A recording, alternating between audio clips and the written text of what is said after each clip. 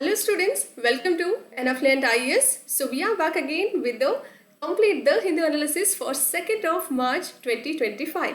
So we have to basically deal with the very important articles. So yesterday we had discussed many front page articles which is related to Bro project site. We had even discussed about avalanche and all of that. Please go back to the first March 2025's the Hindu analysis class, that is yesterday's class, so that we cannot make repetitive and it is a time consuming and time wasting criteria. So please go back to that particular class.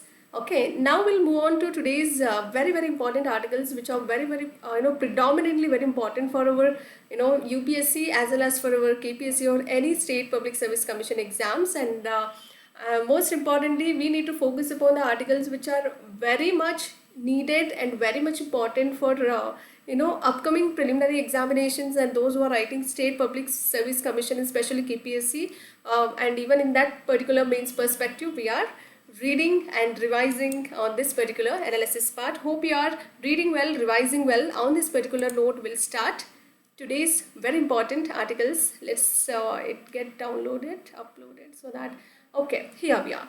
This is the first and foremost important article for the day. Let's discuss with that. See, so hope it is completely clearly visible to all of you and my voice is also audible. Okay, so see, here we should give certain attention to very important articles. That is why we are here.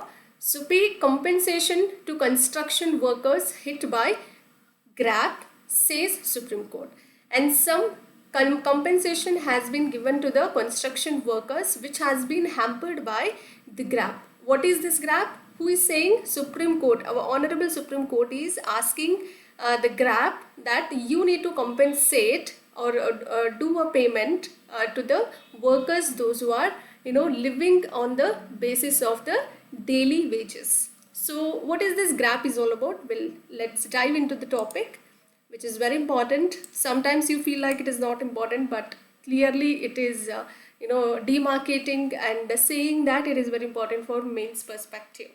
Okay, the Supreme Court has directed, especially in the region of Haryana, Uttar Pradesh, that is in short we call that as UP, and Rajasthan. These were the states where these construction workers has been hampered by GRAP. GRAP is all about Graded Response Action Plan. It stands for Graded Response Action Plans, and what these people have done is they have done some termination to the particular things whatever they are working under it. See, let us say it is GRAP works on the basis of if there is an environmental pollution, okay, environmental pollution, or if you get to see some air pollution also. In that particular instance, they'll give and terminate some of the activities. Okay, they'll terminate or they'll give a pause to those or give a full stop to those activities. So such as let's say category 1. So they'll classify under category 1, 2, 3 like that. In the first category 1, they'll terminate because of some of the works are actually polluting the environment and as well as air. They'll terminate this particular category 1. In the next instance, they'll similarly they'll give a pause to the another activity, and in the third instance they'll give another termination or the pause will be given to third category as well. So this is how this GRAP works for the environmental pollution to safeguard environment and air. So it works for environmental pollution and as well as air pollution, and it measures even in the Delhi NCR also National Capital Region. So this is how it works. Haryana, Uttar Pradesh, Rajasthan has given a direction from our Honorable Supreme Court that you should do pay a compensation to the construction workers whenever they are hit by the GRAP. So if they give some end to certain activities, then they have to give some compensation so that their livelihood will be easier. Their livelihood is ultimately depend on the daily wages. Okay, ದಿನದ ಸಂಬಳದ ಮೇಲೆ ಅವಲಂಬಿತವಾಗಿರುವಂತಹ ಎಲ್ಲ ಕೆಲಸಗಾರರಿಗೆ ಒಂದು ನೀವು ದುಡ್ಡನ್ನು ಅಂದರೆ compensation ಅಂದರೆ ಏನು ಹೇಳಿ ನೋಡೋಣ, ಪರಿಹಾರ ಧನ ಅಂತ ಕರಿತೀವಿ. ಪರಿಹಾರ ಧನವನ್ನು ಪಾವತಿಸಿ ಅಂತ ನಮ್ಮ ಸುಪ್ರೀಂ ಕೋರ್ಟ್ ಅವರು ಹೇಳಿದ್ದಾರೆ. ಎಲ್ಲಿ ಸ್ಪೆಷಲಿ ಯಾವ್ಯಾವ ರಾಜ್ಯಗಳಲ್ಲಿ? ಹರಿಯಾಣ, ಉತ್ತರ ಪ್ರದೇಶ್, ರಾಜಸ್ಥಾನ್. ಯಾಕೆ ಅಂದರೆ ಇಲ್ಲಿ ಪರಿಸರ ಮಾಲಿನ್ಯ ಆಗುವಂಥ ಕೆಲಸಗಳು, ವಾಯು ಮಾಲಿನ್ಯ ಆಗುವಂಥ ಯಾವುದೇ ಕೆಲಸಗಳಲ್ಲಿರುವಂತಹ ಕಾರ್ಮಿಕರು ಇರ್ತಾರಲ್ಲ, ಸೊ ಅಲ್ಲಿ ಕೆಲಸಗಳಿಗೆ ಅವರು ಫುಲ್ ಸ್ಟಾಪ್ ಕೊಡ್ತಾರೆ. ಯಾರು? ಗ್ರ್ಯಾಪ್, ಗ್ರೇಡೆಡ್ ರೆಸ್ಪಾನ್ಸ್ ಆ್ಯಕ್ಷನ್ ಪ್ಲಾನಿಂದ. ಸೊ ಇದು ಕೆಲಸ ಮಾಡೋದು ಹೀಗೆ, ಫಸ್ಟ್ ಕ್ಯಾಟಗರಿ ವರ್ಗೀಕರಣ ಮಾಡ್ತಾರೆ. ಆ ವರ್ಗೀಕರಣದಲ್ಲಿ ಮೊದಲನೇ ವರ್ಗೀಕರಣ ಫಸ್ಟ್ ಸ್ಟೇಜಲ್ಲಿ ಏನು ಮಾಡ್ತಾರೆ? ಕೆಲವೊಂದು ಕೆಲಸಗಳಿಗೆ ಫುಲ್ ಸ್ಟಾಪ್ ಇಡುವಂಥದ್ದು. ಇನ್ ಸೆಕೆಂಡ್ ಆ್ಯಕ್ಟಿವಿಟೀಸ್, ಎರಡನೇ ಚಟುವಟಿಕೆಯಲ್ಲಿ ಕೆಲವೊಂದು ಕೆಲಸಗಳಿಗೆ ಫುಲ್ ಸ್ಟಾಪ್ ಇಡುವಂಥದ್ದು. ಹೀಗೆ ಮಾಡಿದಾಗ ಅವ್ರ ಹೊಟ್ಟೆಪಾಡಿ ಏನಾಗಬಾರ್ದು, ಅವ್ರ ಹೊಟ್ಟೆಪಾಡಿನ ವಿಷಯ ಹೇಗೆ, ಅವ್ರ ಡೈಲಿ ಸಂಬಳದ ಮೇಲೆ ಅವ್ರ ಊಟ, ಅವರ ಬಟ್ಟೆ, ಅವ್ರ ಹೊಟ್ಟೆ ತುಂಬುವಂಥ ಕೆಲಸಗಳು ನಡೀತಾ ಇರುತ್ತೆ. ಸೊ ಅದಕ್ಕಾಗಿ ನೀವು ಪರಿಹಾರ ಧನವನ್ನು ಅವ್ರಿಗೆ ನೀಡಿ ಅಂತ ಸುಪ್ರೀಂ ಕೋರ್ಟ್ ಡೈರೆಕ್ಷನ್ ನೀಡಲಾಗಿದೆ. So this is very important, and this GRAP has got anti-pollution measures under it. So these were implemented based on the average air quality index in the Delhi NCR. It is completely dependent upon air quality index of Delhi NCR, and these are anti-pollution measures comes under GRAP. Try to remember, very important. Delhi NCR ನಲ್ಲಿರುವಂಥ ಸರಾಸರಿ ಗಾಳಿಯ ಗುಣಮಟ್ಟವನ್ನು ಆಧರಿಸಿ ಈ ಗ್ರಾಪ್ ಅಡಿಯಲ್ಲಿ ಮಾಲಿನ್ಯ ವಿರೋಧಿ ಕ್ರಮಗಳನ್ನು ಸಹ ಅಳವಡಿಸಲಾಗಿದೆ ಅಂತ ಹೇಳಲಾಗ್ತಿದೆ. This is what is important, and you don't need to go beyond whatever I am doing an analysis. You don't go back to different institutional materials and 50 sort of magazines. All those are not at all necessary if you are following regularly to my analysis part. So these were more than enough, and in fact very sufficient for you guys. So please do not skip in any manner. It's not for my sake, it's for your sake. I'll do on a daily basis, but it's your work whether which one is better or highly qualitative or optimized sort of a content you have to bring out to the table, so that you minimal content and maximum revision is the key to success, as all of you know it, but very few will understand and implement in your day-to-day activities. Please bring all together as soon as possible, and if you like the content, please do like, share, subscribe, and share it among your friends as well, and and try to press the like button without fail while watching, and apart from that, keep loving us and keep sharing us.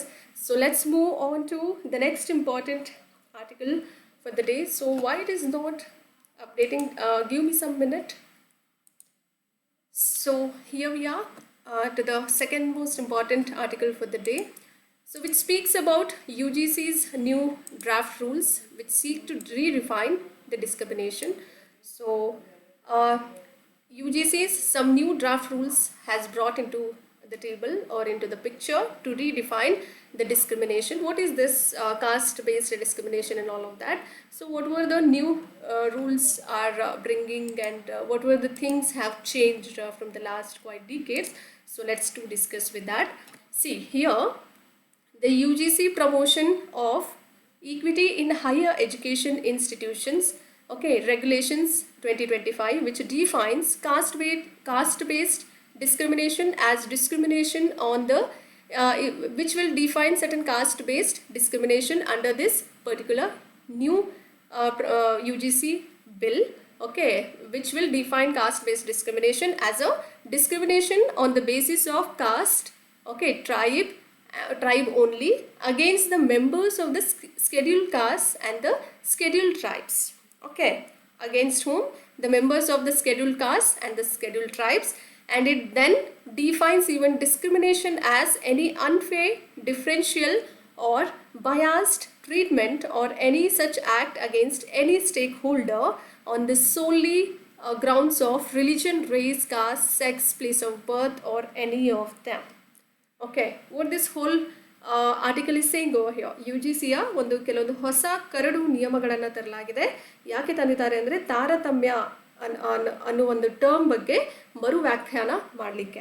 Okay, so UGC ಅಂದರೆ ಉನ್ನತ ಶಿಕ್ಷಣ ಸಂಸ್ಥೆಗಳಲ್ಲಿ ಸಮಾನತೆ ಉತ್ತೇಜನವನ್ನು ನೀಡುವಂತಹ ನಿಯಮಾವಳಿಗಳನ್ನು ಅಥವಾ ನಿಯಮಗಳನ್ನು 2025ರಲ್ಲಿ ತರಲಾಗಿದೆ. ಜಾತಿ ಆಧಾರಿತ ತಾರತಮ್ಯವನ್ನು ಜಾತಿ ಅಥವಾ ಬುಡಕಟ್ಟಿನ ಆಧಾರದ ಮೇಲೆ ಕೇವಲ ದ್ವಂದ್ವ ಜಾತಿಗಳಾಗಿರ್ಬೋದು ಮತ್ತು ದ್ವಂದ್ವ ಬುಡಕಟ್ಟುಗಳ ಸದಸ್ಯರ ವಿರುದ್ಧದ ತಾರತಮ್ಯ ಮಾಡಿರೋದ್ರ ಬಗ್ಗೆ ವ್ಯಾಖ್ಯಾನ ಮಾಡಲಾಗಿದೆ. ಇದನ್ನು ಹೇಗೆ ವ್ಯಾಖ್ಯಾನ ಮಾಡಲಾಗಿದೆ ಅಂದರೆ ಧರ್ಮ, ಜನಾಂಗ, ಜಾತಿ, ಲಿಂಗ, ಹುಟ್ಟಿದ ಸ್ಥಳ ಅಥವಾ ಅವುಗಳಲ್ಲಿ ಯಾವುದಾದ್ರೂ ಕೇವಲ ಆಧಾರದ ಮೇಲೆ ಅಥವಾ ಯಾವುದಾದ್ರೂ ವಿರುದ್ಧ, ಅಂದರೆ ಯಾವುದೇ ಸ್ಟೇಕ್ ಹೋಲ್ಡರ್ ಇರ್ತಾರಲ್ಲ ಅವ್ರುಗಳ ವಿರುದ್ಧ ಯಾವುದೇ ಅನ್ಯಾಯದ ವಿರುದ್ಧ ಅಥವಾ ಭೇದಾತ್ಮಕ ಆಗಿರ್ಬೋದು, ಪಕ್ಷಪಾತದ ಚಿಕಿತ್ಸೆಗಳಾಗಿರಬಹುದು, ಚಿಕಿತ್ಸೆ ಅಂದರೆ ಪಕ್ಷಪಾತ ಮಾಡುವಂಥದ್ದು, ಅಥವಾ ಯಾವುದೇ ಕೃತ್ಯ ತಾರತಮ್ಯದ ಕುರಿತಾದಂಥ ಯಾವುದೇ ಕೃತ್ಯಗಳು ಆದಾಗ ಆವಾಗ ದಂಡವನ್ನು ವಿಧಿಸಲಾಗುತ್ತೆ ಅಂತ ಹೇಳಾಗ್ತದೆ. So you should not discriminate anyone on the basis of anything, whether it is a caste or a tribe, which has been done even against the members of scheduled SCs and STs also. And discrimination has even defined unfair and differential and biased treatment also. If you do so, and you will be punished if you do so against any of the stakeholder or on the solely grounds of certain religion, race, cost, sex, place of birth R any of them. ಯಾವುದೇ religion ಆಗಿರ್ಬೋದು, ಅಥವಾ ನಿಮ್ಮ ವರ್ಣ ಆಗಿರ್ಬೋದು, ಯಾವುದೇ ಲಿಂಗ ಆಗಿರ್ಬೋದು, ಅಥವಾ ಯಾವುದೇ ಜಾತಿ ಆಗಿರ್ಬೋದು, ನೀವು ಹುಟ್ಟಿರುವಂಥ ಸ್ಥಳ, ಇದರೆಲ್ಲ ಯಾವುದರ ಮೇಲೇನೂ ತಾರತಮ್ಯ ಮಾಡದೇ ಇದ್ದಾಗಲೇ ನೀವು ಸೇಫ್ ಅಂತ ಹೇಳ್ತಾ ಇದ್ದಾರೆ. ಸೊ ಆ ಥರ ಮಾಡೋದು ತಪ್ಪು, ನಿಮಗೆ ದಂಡ ವಿಧಿಸಲಾಗುತ್ತೆ ಅಂತ ಹೇಳ್ತಿದ್ದಾರೆ. And this particular regulations in the early time has been done in the year 2012. So these particular deviations of the 2012 regulations on the promotion of equity, which even define discrimination as any distinction, exclusion. It also describes any sort of a distinction or any sort of exclusion or any limitation or preferences that impedes the equality of treatment. That is also comes under and defined as a discrimination altogether. Okay. So ತಾರತಮ್ಯವನ್ನು ಯಾವುದೇ ವ್ಯತ್ಯಾಸ ಅಥವಾ ಹೊರಗಿಡುವಿಕೆ ಅಂತ ಕರೀತಾರೆ.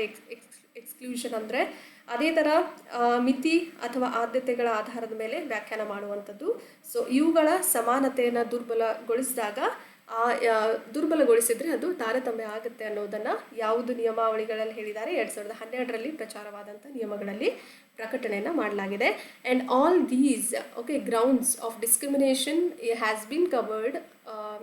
All these discrimination will be covered, which includes caste, creed, language, religion, ethnicity, gender and disabilities, even in the 2012 deviation regulations. Try to remember. So all these discriminations on the basis of caste, all these has been included, but now new draft rules were saying that few of the terms will be included rather than earlier regulations has made a broader level of thought process, but now they are specifically speaking. So that's what an against statement to the new regulations are done by the UGC. So that is what the sort of conflict sort of a situation has happened about 2012 regulations and this year's new draft rules. ಏನು ಹೇಳ್ತಿದ್ದಾರೆ ಅಂದರೆ, ಈ ಸಮಾನತೆಗಳು ಏನಾದರೂ ದುರ್ಬಲಗೊಂಡಾಗ ಅಥವಾ ಜಾತಿ ಆಧಾರದ ಮೇಲೆ ಧರ್ಮ, ಭಾಷೆ, ಜನಾಂಗೀಯತೆ, ಲಿಂಗ, ಅಂಗವೈಕಲ್ಯಗಳನ್ನೆಲ್ಲವನ್ನು ಒಳಗೊಂಡಿರುವಂತಹ ತಾರತಮ್ಯ ಉಳ್ಳಂತಹ ಆಧಾರಗಳ ಮೇಲೆ ಇವುಗಳನ್ನು ಪ್ರಕಟಣೆಯನ್ನು ಮಾಡಿದ್ದಾರೆ. ಎಲ್ಲಿ 2012ರಲ್ಲಿ.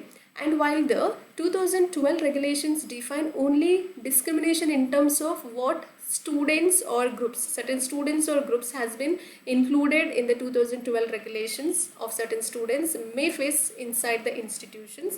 But in the new, this is a broader level of approach this time comparatively or compared to the 2012 regulations.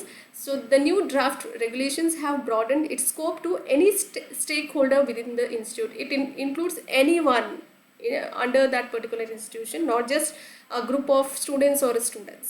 Okay, so it is a broadened sort of a new draft regulations has been brought in the new UGC draft rules compared to the 2012 deviation regulations. Okay, 2012ರಲ್ಲಾದಂತಹ ಕೆಲವೊಂದು ಗುಂಪುಗಳಾಗಿರ್ಬೋದು ಅಥವಾ ವಿದ್ಯಾರ್ಥಿಗಳ ಗುಂಪಿರುತ್ತೆ, ಅಲ್ಲಿ ಮಾತ್ರ ಕೆಲವೊಂದು ತಾರತಮ್ಯವನ್ನು ಎದುರಿಸಬಹುದು.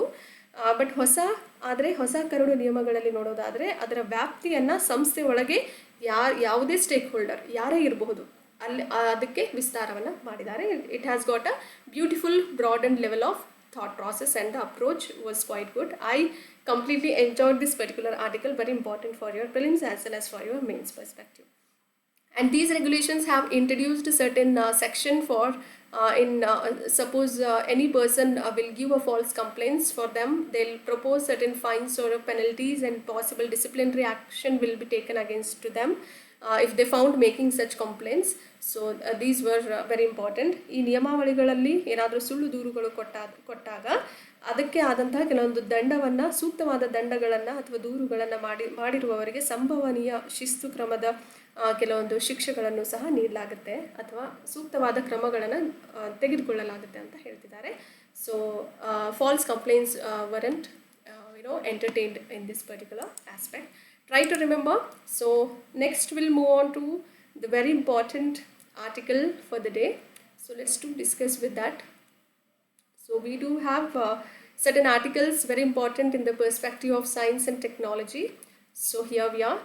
So first important article under General Studies 3 of Science and Technology, which speaks about gene therapy, very important. So gene therapy for maple syrup urine disease. What was the disease name? Maple syrup urine disease, which shows promises. So let's discuss with that. Maple syrup ಮೂತ್ರದ ಒಂದು ಕಾಯಿಲೆಗೆ gene ಚಿಕಿತ್ಸೆಯ ಒಂದು ಭರವಸೆಯನ್ನು ನೀಡಲಾಗ್ತಿದೆ. So it is a genetic disorder. It is one type of one such disease which comes under, or it is a part of genetic disorder which is called as maple syrup urine disease. In short, we call that as MSUD. Try to remember, very important. Okay, so ವಿಜ್ಞಾನಿಗಳು ಏನು ಮಾಡಿದ್ದಾರೆ ಇಲ್ಲಿ ಅಂದರೆ ಕೆಲವೊಂದು ಇಲ್ಲಿ ಏನು ಹೇಳ್ತೀವಿ MSUD ಅಂತಲೇ ಕರಿತೀವಿ, ಹೊಸ ಜೀನ್ ಚಿಕಿತ್ಸೆಯನ್ನು ರಚನೆಯನ್ನು ಮಾಡಲಾಗಿದೆ. So this MSUD will cause or arise from the mutations in the 3 respective genes which will encode the protein subunits of the branched chain alpha keto acid dehydrogenase complex, which is in short called it is a part of a protein which will encode all these protein subunits called as branched chain alpha keto acid dehydrogenase complex. Try to remember, in short we do call that as BCKDH. So it has got 2 important terms, one is called as A and another one is called as B. So here we'll be discussing these 2. Okay, try to remember. So the loss of this particular BCKDH, this particular protein subunit, if we have lost these particular complex, then it prevents the body from properly breaking down several amino acids. Okay, it will not properly convert or break down your amino acids. So it may lead to, as amino acids are a basic building blocks of proteins, so it eventually led to a neurological symptoms and life-threatening brain damages as well. Try to remember, it impacts or you'll get neurological symptoms and as well as life-threatening brain damages also. So very, very dangerous disease, try to remember, which is called as genetic disorder called as maple syrup urine disease. Okay, MSUDಯಲ್ಲಿ ಹೇಗೆ ಇದು ಉಂಟಾಗುತ್ತೆ ಅಂದರೆ 3 ಜೀನ್ಗಳಲ್ಲಿನ ಮೂರು ಜೀನ್ಗಳು ರೂಪಾಂತರಗೊಂಡಾಗ ಉದ್ಭವವಾಗುವಂಥದ್ದು. ಕೆಲವೊಂದು ಏನು ಮಾಡ್ತಾರೆ ಅಂದರೆ ಈ BCKDH ಅನ್ನುವಂಥ ಪ್ರೋಟೀನ್ ಉಪಘಟಕಗಳನ್ನು ಎನ್ಕೋಡ್ ಮಾಡುವಂಥದ್ದು. ಸೊ ಇಲ್ಲೇನಾದರೂ ನಷ್ಟ ಉಂಟಾದಾಗ, ಈ ಸಬ್ ಯೂನಿಟ್ಸಲ್ಲಿ ಏನಾದರೂ ನಷ್ಟಗಳಾದಾಗ ಈ ಸಂಕೀರ್ಣವು ಹೇಗಾಗುತ್ತೆ ಅಂದರೆ ದೇಹವು ಹಲವಾರು ಅಮೈನೋ ಆಮ್ಲಗಳನ್ನು ಸರಿಯಾಗಿ ಒಡೆದಂತೆ ಬ್ರೆಡ್ ಡೌನ್ ಮಾಡದೇನೆ ತಡೆಯುತ್ತೆ. ಅಂತಿಮವಾಗಿ ಏನಾಗುತ್ತೆ, ನರವೈಜ್ಞಾನಿಕ ಲಕ್ಷಣಗಳು ಉಂಟಾಗುವಂಥದ್ದು, ಜೀವಕ್ಕೆ ಬೆದರಿಕೆ ತರುವಂತಹ ಮೆದುಳಿನ ಕಾಯಿಲೆಗೂ ಕೂಡ ಅಥವಾ ಮೆದುಳಿನ ಹಾನಿಗೂ ಕೂಡ ಕಾರಣವಾಗುತ್ತೆ. ಅರ್ಥ ಆಯ್ತಲ್ವಾ?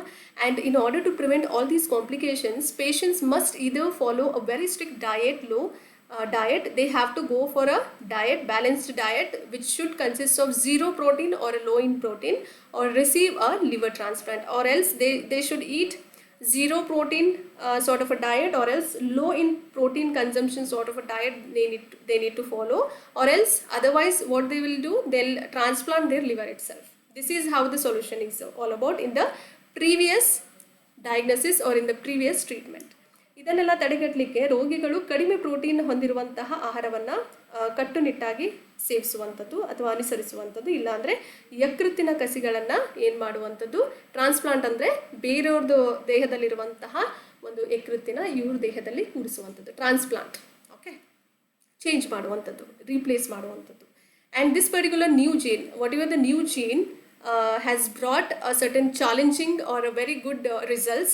So these new gene replacement therapy has got 2 types of classic MSUDs that uses all these adeno associated viral vector to deliver the functional gene copies of BCKDHA and BCKDHB effectively, so that they could not have to go for all these liver transplant, and they should not even go for 0 protein sort of a food, or they need to follow some diet which is low in protein sort of a thing, proteins are easily available in the meat and especially non-veg people, those will eat fishes and all of that. Apart from that, vegetarians do have proteins, they do get in the sprouts. Try to remember. So very very important. ಇಲ್ಲಿ ಕೆಲವೊಂದು gene ಪ್ರತಿಗಳನ್ನು ವ್ಯವಸ್ಥಿತವಾಗಿ ವಿತರಿಸಲಿಕ್ಕೆ ಇದು ಅಡಿನೋ associate ಅದಕ್ಕೆ ಸಂಬಂಧಿಸಿರುವಂತಹ viral ವೆಕ್ಟರನ್ನು ಬಳಸುವ 2 ರೀತಿಯ classic MSUDಗಾಗಿ ಹೊಸ gene replacement ಥೆರಪಿಯನ್ನು ಮೊದಲೇ ಇದನ್ನು ಕಳಿಸಲಾಗಿದೆ. Very important for your prelims as well as for your mains. Okay, do not forget to read and understand in a well manner. Do not skip, okay, till the end. Very very important articles for the day. I literally personally enjoyed a lot. ICMR report links high levels of selenium in the wheat to hair loss. So those who does not have a hairs, they'll usually call them as a bald. They do not have a proper hairy sort of a thing on their head, so they look like quite a very little sort of very minute sort of hairs do available, and few parts are clearly visible, and you can able to see their kind of ಅದಕ್ಕೆ ಏನಂತೀವಿ, ಬುರುಡೆ ಅಂತ ಕರಿತೀವಿ. ಬುರುಡೆ ಕಾಣಿಸ್ತಾ ಇರುತ್ತೆ, ಕೂದಲುಗಳಿರೋದಿಲ್ಲ. ಕೆಲವೊಂದು ಪ್ಲೇಸಸ್ಸಲ್ಲಿ ಕೂದಲು ಚೆನ್ನಾಗಿರುತ್ತೆ, ಇನ್ನು ಕೆಲವೊಂದು ಪ್ಲೇಸಸ್ಸಲ್ಲಿ ಖಾಲಿ ಆಗಿರುತ್ತೆ. ಸೊ ಅದಕ್ಕೆಲ್ಲ ಮೂಲ ಕಾರಣ ಏನು ಅಂದರೆ ಗೋಧಿಯಲ್ಲಿ ಸಿಕ್ಕಿರುವಂತಹ ಸೆಲೇನಿಯಂ. ಓಕೆ, ICMR ವರದಿಯ ಪ್ರಕಾರ ನೋಡೋದಾದರೆ ಗೋಧಿಯಲ್ಲಿ ಹೆಚ್ಚಿನ ಮಟ್ಟದ ಸೆಲೆನಿಯಂ ಹೆಚ್ಚಾಗಿರೋದ್ರಿಂದ ಕೂದಲು ಉದುರುವಿಕೆಗೆ ಕಾರಣ ಆಗಿದೆ ಅಂತ ಹೇಳಲಾಗ್ತಿದೆ. And consumption of wheat with the high levels of selenium led to a 31 times higher selenium in the body, which is causing a sudden hair loss. ಏನಾಗ್ತಿದೆ, ಗೋಧಿಯ ಸೇವನೆಯು ದೇಹದಲ್ಲಿ 31 ಪಟ್ಟು ಹೆಚ್ಚಿನ ಸೆಲೆನಿಯಂಗೆ ಕಾರಣವಾಗ್ತಾ ಇದೆ.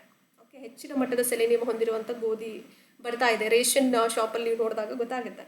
ಆ್ಯಂಡ್ ಇದು ಕೂದಲು ಉದುರುವಿಕೆಗೆ ಮೂಲ ಕಾರಣವಾಗಿ ಕಂಡು ಬರ್ತಾ ಇದೆ. And this selenosis, if you go back to your PUC level of study, then your periodic table has selenium. Okay, what is that? Selenium. Maybe it is 34 or 35, like that. It has got a number. Try to go back and just randomly turn your pages and try to know what is the number. So it is not that important, just for your knowledge purpose. Okay, selenosis, intake of excessive selenium led to a condition called as selenosis, which is characterized by sudden hair loss. Selenosis is with respect to sudden hair loss due to the high level of or excessive selenium in the body due to the consumption of the wheat. Wheat collected from the ration shops, especially in the ration shops, if you are eating certain wheat, then which affected households which had high levels of selenium content in that particular wheat, establishing a link between high selenium in the wheat and sudden hair loss. Selenosis is has a connection with the sudden hair loss because of the high level of selenium content available in the wheat. So if you eat that particular wheat, then definitely your hair losses do have in recent days only. Okay, ಏನು ಹೇಳ್ತಿದ್ದಾರೆ ಇಲ್ಲಿ ಅಂದರೆ, ಸೆಲೆನೋಸಿಸ್ ಅತಿಯಾದ selenium ಸೇವನೆ ಮಾಡೋದ್ರಿಂದ ಸೇವನೆ ಮಾಡ್ತಿದ್ದಾರೆ, ಸೆಲೆನೋಸಿಸ್ ಅನ್ನುವಂಥ ಸ್ಥಿತಿಗೆ ಕಾರಣ ಆಗ್ತಾ ಇದೆ. ಇದು ಕೂದಲು ಉದುರುವಿಕೆ ಆಗ್ತಿದೆ ಅನ್ನೋದನ್ನು ನಿರೂಪಣೆ ಮಾಡಿದೆ ಅಂತ ಹೇಳ್ತಿದ್ದಾರೆ. Lots of evidences they got from the ration shops. They have collected certain wheat samples also to check it out. The content is quite high, selenium content is quite high, so that is impacting their hair losses. Try to remember. If we move on to the next important editorial part, which is very very important, what were the objections to the new advocates bill? So they have made certain new advocate bills. So what were the objections done by the BCI, Bar Council of India? Try to remember what was the acronym, or BCI stands for Bar Council of India. Try to remember. So we'll dive into the editorial. This whole editorial is talking about opposition from the BCI because certain new regulations or bill is about to. So Center has recently published the Advocates Amendment Bill in the year 2025 due to the protest from the Bar Council. They have withdrawn this particular bill called as Advocates Amendment Bill in the year 2025, and this particular bill was about to sought to amend the Advocates Act of 1961. Try to remember, very important. ಹೊಸ ವಕೀಲರ ಮಸೂದೆಗೆ ಆಕ್ಷೇಪಣೆಗಳು ಏನೇನಿದೆ ಅಂತ ನೋಡೋಣ. So February 27ರಂದು ಕೇಂದ್ರವು ಬಿಡುಗಡೆ ಮಾಡುತ್ತೆ ಯಾವುದನ್ನ, ಇದನ್ನು ಏನಂತ ಕರಿತೀವಿ, ವಕೀಲರ ತಿದ್ದುಪಡಿ ಮಸೂದೆ 2025 ಬಿಡುಗಡೆ ಮಾಡಲಾಗಿತ್ತು. But bar councils of India ಏನಿದಾರಲ್ಲ, ಸೊ ಅವರಿಂದ ಕೆಲವೊಂದು ಪ್ರೊಟೆಸ್ಟ್ ಮಾಡಿರೋದ್ರಿಂದ ಅಥವಾ ಅವ್ರದ್ದು ಥ್ರೆಟ್ಟಿಂದ, ಬೆದರಿಕೆಯಿಂದ ಏನು ಮಾಡ್ತು ಕೇಂದ್ರ, ಈ ವಿವಾದಾತ್ಮಕ ಆಗಿರುವಂಥ ಮಸೂದೆಯನ್ನು ಹಿಂತೆಗೆದುಕೊಳ್ಳಲಾಯಿತು. ಓಕೆ, ಸೊ ಈ ಬಿಲ್ ಅಂತ ಬಂದಾಗ ಈ ಮಸೂದೆಯು ವಕೀಲರ ಕಾಯ್ದೆ 1961 ತಿದ್ದುಪಡಿ ಮಾಡಲಿಕ್ಕೆ ಪ್ರಯತ್ನ ಪಟ್ಟಿತ್ತು ಅಂತ ಹೇಳಾಗ್ತಿದೆ. And if we move on to the government decision, government has took certain decisions based upon a letter from the Bar Council of India, BCI, to Union Law Minister Arjun Ram Meghwal, pointing out that the proposed amendments threatened the Bar Council of India and the autonomy and independence of the bar. So it completely threatened the autonomy and the independence of the bar. This thing has been decided by the government.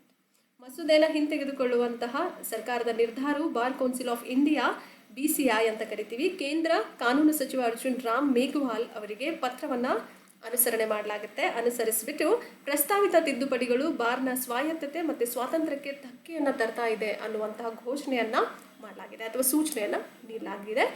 What were the main objectives of this particular bill? The Law Ministry underscored certain need to amend the 1961 Act to address certain contemporary challenges we can able to have in this particular editorial and align the legal profession with the global best practices. We need to bring certain global practices in order to overcome from all these challenges, overcoming or coming from the Bar Councils of India also. So ಏನು ಹೇಳ್ತಿದ್ದಾರೆ ಇಲ್ಲಿ ಅಂದರೆ, ಕೆಲವೊಂದು ಮುಷ್ಕರಗಳು. ಮಸೂದೆಯ ಮುಖ್ಯ ಉದ್ದೇಶ ನೋಡೋದಾದರೆ, ಕಾನೂನು ಸಚಿವಾಲಯವು ಸಮಕಾಲೀನ ಸವಾಲುಗಳನ್ನು ಪರಿಹರಿಸಲಿಕ್ಕೆ ಮತ್ತು ಜಾಗತಿಕ ಉತ್ತಮ ಅಭ್ಯಾಸಗಳೊಂದಿಗೆ ಕಾನೂನು ವೃತ್ತಿಯನ್ನು ಜೋಡಿಸಲಿಕ್ಕೆ 1961 ಕಾಯ್ದೆಯನ್ನು ತಿದ್ದುಪಡಿ ಮಾಡುವ ಅಗತ್ಯವನ್ನು ಒತ್ತಿ ಹೇಳಲಾಗಿದೆ ಅಂತ ಹೇಳ್ತಿದ್ದಾರೆ. And if you move on to certain lawyers allowed to go on a strike or a protest, is it allowed? So key point here would be there is a contentious things has happened in this particular with this particular bill. This bill proposed a certain ban on strikes and boycotts done by the lawyers or advocates, and citing their disruptive impact on judicial proceedings. Because what happens if you do certain strikes and boycotts from the lawyers, then what happens, it impacts the judicial proceedings also. It hampers the courts or the law and order or the judicial peace also. Okay, so that is how concerns were there with regard to this particular thing. Okay, ವಕೀಲರು ಮುಷ್ಕರ ನಡೆಸಲಿಕ್ಕೆ ಅವಕಾಶ ಇದೆನಾ ಅಂತ ಕೇಳಲಾಗ್ತಿದೆ. ಮಸೂದೆಯಲ್ಲಿನ ವಿವಾದದ ಪ್ರಮುಖ ಅಂಶ ನೋಡೋದಾದರೆ, ನ್ಯಾಯಾಂಗ ಪ್ರಕ್ರಿಯೆಗಳ ಮೇಲೆ ಅಡ್ಡಪಡಿಸುವಂತಹ ಪರಿಣಾಮವನ್ನು ಉಲ್ಲೇಖಿಸಿಬಿಟ್ಟು ವಕೀಲರ ಮುಷ್ಕರ ಮತ್ತು ಬಹಿಷ್ಕಾರಗಳ ಮೇಲೆ ಅದರ ಉದ್ದೇಶಿತ ನಿಷೇಧವನ್ನು ಮಾಡಲಾಗಿದೆ. And even it introduces section 35A, which explicitly prohibits advocates and bar associations from abstaining from court work. You should not have to abstain the court work by doing all these protests and strike, which can violations would constitute the misconduct. It considered to be a misconduct if you do so. Okay, ಏನಂತ ಹೇಳ್ತಿದ್ದಾರೆ ಇಲ್ಲಿ, section 35A ಅನ್ನು ಪರಿಚಯ ಮಾಡಲಾಗಿತ್ತು. ವಕೀಲರು ಮತ್ತು ವಕೀಲರ ಸಂಘಗಳು ನ್ಯಾಯಾಲಯದ ಕೆಲಸದಿಂದ ದೂರವಿರುವುದನ್ನು ಸ್ಪಷ್ಟವಾಗಿ ನಿಷೇಧ ಮಾಡಲಾಗಿದೆ. ಈ ಉಲ್ಲಂಘನೆಗಳು ಮಾಡಿದಾಗ ಏನಾಗುತ್ತೆ, ಇದನ್ನು ದುಷ್ಕೃತ್ಯ ಅನ್ನೋದನ್ನು ರೂಪಿಸುತ್ತೆ ಅಂತ ಹೇಳಲಾಗ್ತದೆ. And what were the certain challenges and why they are not ready to stop all these strikes and violations? So these people are saying no, we'll not stop all these protests and strikes, so we'll continue doing it because we are also part of India, so we have all the rights to do strikes if nothing goes right in our direction. So however, this particular bill clarifies that the restriction does not apply to strikes that do not impede the administration of justice and are intended to address certain legitimate concerns about professional conduct such as working conditions or administrative issues. If there are certain working conditions, there is an issues related to working conditions and the administrative issues, then you can go for all these strikes so that you can make your environment and administrative conditions in a good or a well manner, but you should not hamper the judicial activities or proceedings. That's how the concern is all about from this particular editorial part. ನ್ಯಾಯದ ಆಡಳಿತಕ್ಕೆ ಅಡ್ಡಿಯಾಗದಂತಹ ಮುಷ್ಕರಗಳಿಗೆ ನಿರ್ಬಂಧ ಅನ್ವಯಿಸೋದಿಲ್ಲ, ಮತ್ತು ಕೆಲಸದ ಪರಿಸ್ಥಿತಿಗಳಾಗಿರ್ಬೋದು ಅಥವಾ ಆಡಳಿತಾತ್ಮಕವಾದಂಥ ಸಮಸ್ಯೆಗಳಂತಹ ವೃತ್ತಿಪರ ನಡವಳಿಕೆಯ ಬಗ್ಗೆ ಕಾನೂನುಬದ್ಧ ಕಾಳಜಿಗಳನ್ನು ಪರಿಹರಿಸಲಿಕ್ಕೆ ಈ ಬಿಲ್ ಸ್ಪಷ್ಟೀಕರಣ ಮಾಡುತ್ತೆ, ಆ ಒಂದು ಉದ್ದೇಶ ಹೊಂದಿದೆ ಅಂತ ಹೇಳಾಗ್ತದೆ. So you can go for your working conditions, for better working conditions. Protests are allowed. only for those. If you are doing for the sake of conditions, working conditions should become quite better compared to the previous days. But in order to have certain a kind of activity we have to do just for the sake, for the name's sake, then please do not do all those things. It will hamper the judicial proceedings, or it will impede the judicial proceedings. That was the concern is all about. Is there any executive control to it? Yeah, ಕಾರ್ಯನಿರ್ವಾಹಕ ನಿಯಂತ್ರಣವಿದೆಯಾ ಅಂತ ಕೇಳಲಾಗ್ತಿದೆ. The proposed law allows the center to nominate up to 3 members. Center will nominate 3 members. Already BCI has 3 existing members. One is called as Attorney General. Existing members includes Attorney General. Second one is Solicitor General. Third one is representatives from the state bar councils. These were the 3 existing members in this BCI. Okay, and in this particular proposed law, not in BCI, but BCI has strongly opposed this provision too. Okay, because it is the center is taking all the power. Okay, and center is issuing all the directions, and we have to binding upon the center directions. So they are opposing this particular thought process also. And this oversight, BCI's all these regulations whatever done by the center, and they'll nominate certain members, no. So due to which they are taking all the powers from the state bar councils. That was an issue given by, that's why BCI is opposing over here. ಏನು ಮಾಡ್ತಿದ್ದಾರೆ ಅಂದರೆ, ಇಲ್ಲಿ ಪ್ರಸ್ತಾವಿತವಾಗಿರುವಂಥ ಕಾನೂನು ಕೇಂದ್ರವು BCIಗೆ 3 ಸದಸ್ಯರನ್ನು ನಾಮನಿರ್ದೇಶನ ಮಾಡಲಿಕ್ಕೆ ಅನುಮತಿ ನೀಡಿದ್ದಾರೆ. ಅಸ್ತಿತ್ವದಲ್ಲಿರುವಂಥ ಸದಸ್ಯರು ಯಾರಾಗಿರ್ತಾರೆ? ಅಟಾರ್ನಿ ಜನರಲ್, ಸಾಲಿಸಿಟರ್ ಜನರಲ್ ಮತ್ತು ರಾಜ್ಯದ ಬಾರ್ ಕೌನ್ಸಿಲ್ಗಳ ಕೆಲವೊಬ್ಬರು ಪ್ರತಿನಿಧಿಗಳು ಅಂತ ಕರೆಯಲಾಗುತ್ತೆ, ರಿಪ್ರೆಸೆಂಟೇಟಿವ್ಸ್ ಅಂತ ಕರಿತೀವಿ. ಸೊ ಇವುಗಳನ್ನು ನಿರಂಕುಶವಾಗಿ ಸೇರಿಸಲಾಗಿದೆ. ಬಟ್ BCI ಏನು ಮಾಡಿದೆ, ಇದ್ರ ಕೂಡ ವಿರುದ್ಧವಾಗಿ ನಿಂತ್ಕೊಂಡಿದೆ. ಯಾಕೆಂದರೆ BCI ಇದು ಕೇಂದ್ರ ಸರ್ಕಾರ ತನ್ನ ಪವರನ್ನು ಎಕ್ಸ್ಪ್ಯಾಂಡ್ ಮಾಡ್ತಿದೆ. ಅಂದರೆ ರಾಜ್ಯ ಬಾರ್ ಕೌನ್ಸಿಲ್ಗಳ ಮೇಲ್ವಿಚಾರಣೆಯನ್ನು ನಿಯಂತ್ರಿಸಲಿಕ್ಕೆ ಕೇಂದ್ರಕ್ಕೆ ಅಧಿಕಾರ ನೀಡ್ತಾ ಇದ್ದಾರೆ. ಸೊ ಅದು ಹಾಗಾಗಿ ನಮಗೆ ಇದು ಇಷ್ಟವಿಲ್ಲದ ಕೆಲಸ ಅಂತ ಹೇಳಲಾಗ್ತದೆ. And if we have certain this bill also expands expands the definition of the legal practitioner. Legal practitioner definition has been expanded in this bill under section 2 clause I or subsection I to include lawyers associated with the foreign law firms, corporate entities. They'll include foreign law firms also. Okay, international level lawyers will be included, corporate entities, and practicing advocates has been included in this particular new law. New bill. And it grants even statutory recognition to corporate lawyers also. They are also considered as lawyers working in the law firms, and as in house counsel are also a part of, they are also considered as lawyers. And additionally, the bill also empowers the state center to formulate rules. The center can also formulate certain rules governing the entry of foreign law firms and lawyers into India. And BCI again opposed even this particular fact also. Try to remember, very important. Okay, ಇದು corporate ವಕೀಲರ ಮೇಲೆ ಹೇಗೆ ಪರಿಣಾಮ ಬೀರುತ್ತೆ ಅಂತ ನೋಡೋದಾದರೆ, ವಿದೇಶಿ ಕಾನೂನು ಸಂಸ್ಥೆಗಳಾಗಿರ್ಬೋದು, ಕಾರ್ಪೊರೇಟ್ ಘಟಕಗಳು ಮತ್ತು ವಕೀಲರ ಅಭ್ಯಾಸ ಮಾಡುವ ವಕೀಲರನ್ನು ಸೇರಿಸಲಿಕ್ಕೆ ಸೆಕ್ಷನ್ 2 ಕ್ಲಾಸ್ I ಅಥವಾ ಸಬ್ಸೆಕ್ಷನ್ I ಅಡಿಯಲ್ಲಿ ಕಾನೂನು ವೃತ್ತಿಗಾರ ವ್ಯಾಖ್ಯಾನವನ್ನು ಬಿಲ್ ವಿಸ್ತರಣೆ ಮಾಡಿದೆ. ಇದು ಕಾನೂನು ಸಂಸ್ಥೆಗಳಲ್ಲಿ ಮತ್ತು ಆಂತರಿಕ ಸಲಹೆಗಾರರಾಗಿ ಕೆಲಸ ಮಾಡುವ ಕಾರ್ಪೊರೇಟ್ ವಕೀಲರಿಗೂ ಕೂಡ ಶಾಸನಬದ್ಧ ಮಾನ್ಯತೆಯನ್ನು ನೀಡುತ್ತೆ. ಅದೇ ಥರ ವಿದೇಶಿ ಕಾನೂನು ಸಂಸ್ಥೆಗಳಾಗಿರಬಹುದು ಮತ್ತು ವಕೀಲರು ಭಾರತಕ್ಕೆ ಪ್ರವೇಶಿಸುವುದನ್ನು ನಿಯಂತ್ರಿಸುವ ನಿಯಮಗಳನ್ನು ರೂಪಿಸಲಿಕ್ಕೆ ಮಸೂದೆಯು ಕೇಂದ್ರಕ್ಕೆ ಅಧಿಕಾರ ನೀಡುತ್ತೆ. ಇದಕ್ಕೆ BCIನಿಂದ ತೀವ್ರ ವಿರೋಧ ವ್ಯಕ್ತವಾಗಿದೆ ಅಂತ ಹೇಳಲಾಗ್ತಿದೆ. So very very beautiful article and editorial. I specially like it. What about you? So I hope you will also equally enjoy it. Very very important for your prelims as well as for your mains perspective. It is a part of polity under GS2.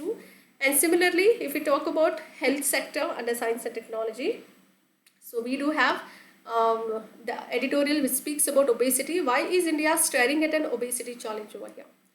Okay, Bharat ಏಕೆ ಸ್ಥೂಲಕಾಯ ಅಂತ ಕರಿತೀವಿ ಒಬೇಸಿಟಿನ, over wait ಇರುವಂಥವ್ರು, ಜಾಸ್ತಿ ತೂಕ ಹೊಂದಿರುವಂಥವ್ರು ಸ್ಥೂಲಕಾಯತೆಯ ಸವಾಲನ್ನು ಅಂದರೆ ಕಾಣ್ತಾ ಇದ್ದಾರೆ ಅಥವಾ ನೋಡ್ತಾ ಇದ್ದಾರೆ ಅಂತ ನೋಡೋಣ. So even recently hour Narendra Modiji has said about this obesity. He had a talk about it. So in the recent Mann Ki Baat, in the end of this February month. Okay, what is the scale of the problem? Okay, ಏನು ಹೇಳ್ತಿದ್ದಾರೆ ಸಮಸ್ಯೆ ಪ್ರಮಾಣ ನೋಡೋದಾದರೆ, overweight and obesity are defined by the World Health Organization. World Health Organization gave certain definition to overweight and obesity as abnormal or excessive fat accumulation that presents a risk to your health. So how WHO defined it to overweight and obesity? Lots of excessive fat accumulation. Excessive fat accumulation, if that accumulation has spread it throughout your body, that will present or have a higher risk of health issues. That's how this particular overweight and obesity defines from the WHO perspective. ವಿಶ್ವ ಆರೋಗ್ಯ ಸಂಸ್ಥೆಯ ಪ್ರಕಾರ ಅಧಿಕ ತೂಕ ಮತ್ತು ಸ್ಥೂಲಕಾಯತೆಯನ್ನು ಅಸಹಜ ಅಥವಾ ಅತಿಯಾದ ಕೊಬ್ಬಿನ ಶೇಖರಣೆ ಅಂತ ವ್ಯಾಖ್ಯಾನ ಮಾಡಿದೆ. And even data from the National Family Health Surveys (NFHS) reveals that obesity has been increasing over the years across India. This is very very important. ರಾಷ್ಟ್ರೀಯ ಕುಟುಂಬ ಆರೋಗ್ಯ ಸಮೀಕ್ಷೆಗಳ ದತ್ತಾಂಶದ ಪ್ರಕಾರ ನೋಡೋದಾದರೆ ಭಾರತದಲ್ಲಿ ಸ್ಥೂಲಕಾಯತೆಯು ವರ್ಷಗಳಿಂದ ವರ್ಷ ಹೆಚ್ಚಾಗ್ತಾನೆ ಹೋಗ್ತಿದೆ ಅಂತ ಹೇಳಬಹುದು.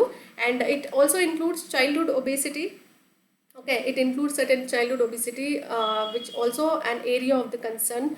Because lots of people have kind of diabetes and everything. Childhood obesity is quite higher in the country. ಬಾಲ್ಯದ ಸ್ಥೂಲಕಾಯತೆಯು ಕೂಡ ಅದರ ಕಾಳಜಿ ವಹಿಸುವಂತಹ ಒಂದು ಕ್ಷೇತ್ರವಾಗಿರುವಂಥದ್ದು. Very very important. And similarly, so what were the health risks here? Okay, what were the health risks? If we talk about the health risks, what were those? Yeah, any one of you can able to say? Because according to the WHO, obesity is adulthood. Adulthood is a major risk factor. Obesity in adulthood, those who have an obesity, that is a major risk factor for the world's leading causes of poor health and early death also, and which also includes certain cardiovascular diseases, several common cancers also, diabetes and osteoarthritis. All these are included in this particular health risk, and which also obesity can lead to or causes all these poor health and early deaths also by causing or including all those cardiovascular related diseases, several common cancer related diseases, diabetes and osteoarthritis is also one such type. And India led to the world in the number of people with the lots of diabetes. Diabetes patients are increasing in India. It is in the world, India is quite high in number. Try to remember, around 101 million. This is not important, data is not important. Try to remember the perspective and the concept behind it. Okay, ಆರೋಗ್ಯದ ಅಪಾಯಗಳು ಯಾವ್ದು ಅಂತ ನೋಡೋದಾದ್ರೆ WHO ಅಂದರೆ ವಿಶ್ವ ಆರೋಗ್ಯ ಸಂಸ್ಥೆಯ ಪ್ರಕಾರ ನೋಡೋದಾದ್ರೆ ಪ್ರೌಢಾವಸ್ಥೆಯಲ್ಲಿ ಸ್ಥೂಲಕಾಯತೆಯು ವಿಶ್ವದ ಪ್ರಮುಖ ಕಾರಣಗಳ ಒಂದು ಕಳಪೆ ಆರೋಗ್ಯ ಮತ್ತು ಆರಂಭಿಕ ಹಂತಗಳಿಗೆ ಪ್ರಮುಖ ಅಪಾಯಕಾರಿ ಅಂಶವಾಗಿದೆ ಅಂತಲೇ ಹೇಳ್ಬೋದು. ಇವುಗಳಲ್ಲಿ ಹೃದಯ ರಕ್ತನಾಳದ ಕಾಯಿಲೆಗಳಾಗಿರ್ಬೋದು, ಹಲವಾರು ಸಾಮಾನ್ಯ ಕ್ಯಾನ್ಸರ್ಗಳಾಗಿರಬಹುದು, ಮಧುಮೇಹ, ಅಸ್ಥಿ ಸಂಧಿವಾತ ಅಂತ ಕರಿತೀವಿ. ಓಕೆ, ಇವುಗಳೆಲ್ಲವೂ ಒಳಗೊಂಡಿರುವಂಥದ್ದು. ಅಂದಾಜು ಮಧುಮೇಹಿಗಳ ಸಂಖ್ಯೆ ನೋಡೋದಾದರೆ 101 ಮಿಲಿಯನ್ ಅಷ್ಟಿದೆ. ಎಲ್ಲಿ ಭಾರತವು ವಿಶ್ವದಲ್ಲೇ ಅಗ್ರಸ್ಥಾನದಲ್ಲಿ ಇದೆ ಮಧುಮೇಹ ಅಂತ ಬಂದಾಗ. So we should be very very cautious about it. So less consumption of sugar is very preferable by the doctors. Less consumption of white sugar, white salt are very very dangerous and poisonous for the human body. And moreover, cardiovascular disease remains one of the leading causes of death and disability also. Try to remember, very very important. In addition to this, ಇದಲ್ಲದೆ ಹೃದಯ ರಕ್ತನಾಳದ ಕಾಯಿಲೆಯು ಕೂಡ ಸಾವು ಮತ್ತು ಅಂಗವೈಕಲ್ಯಕ್ಕೆ ಪ್ರಮುಖ ಕಾರಣಗಳಲ್ಲಿ ಇದು ಕೂಡ ಒಂದಾಗಿದೆ ಅಂತ ಹೇಳ್ಬೋದು. This is cardiovascular disease, one such greater disease which remains which can even leads to a death. Okay, lifetime death and disability also. It's not lifetime, within a short of period you'll if you are suffering from initial stage or the first stage, then you'll be easily recovered. But if you reach out to second and third stage, it's very horrible. It's very very very all those immunotherapy and all those chemotherapy, radiations, high level of radiations will be given to the human body. And if you can able to resist, then that's well and good. If you cannot, then cancer treatment will not be successful most of the times, which is very unfortunate till now.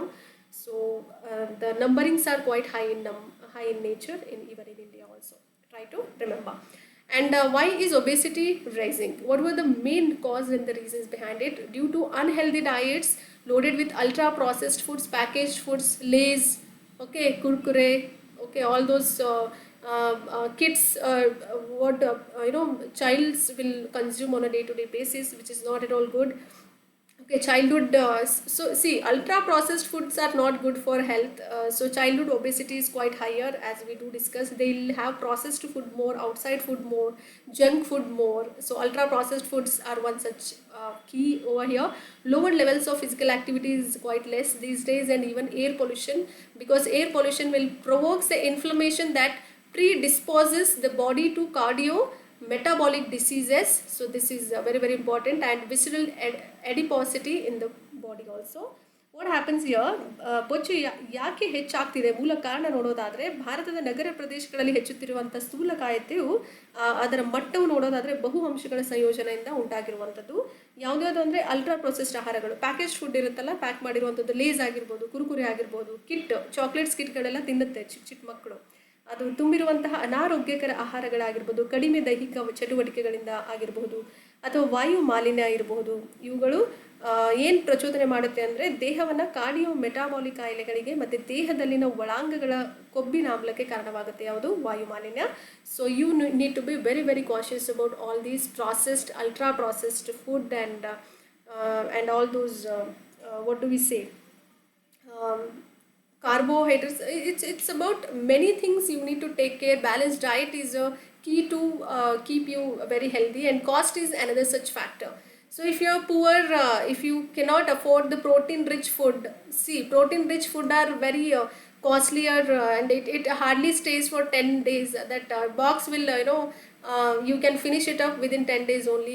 It's highly unaffordable. So you cost effective, or cost is another such factor behind it. And low income households, what they'll do, they are completely dependent on the public distribution system, only ration shops and all of that. They'll eat more carbs or starch or carbohydrates through rice and wheat itself. So it definitely says that public health professionals do say that you can instruct people to eat better, but it is not possible if these foods are unaffordable.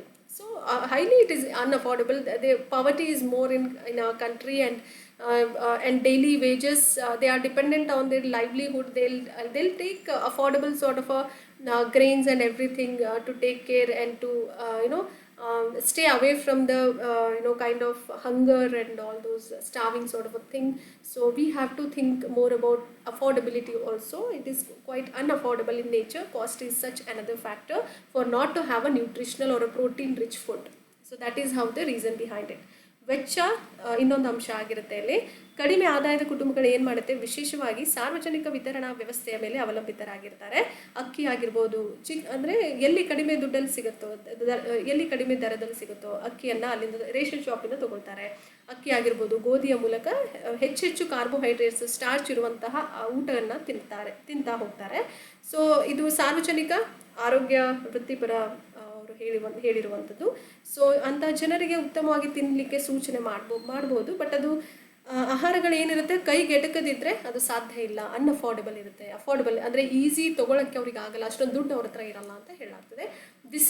These were the important editorials and articles for the day. Hope you enjoyed the session, and completely you have a clarity over the articles also.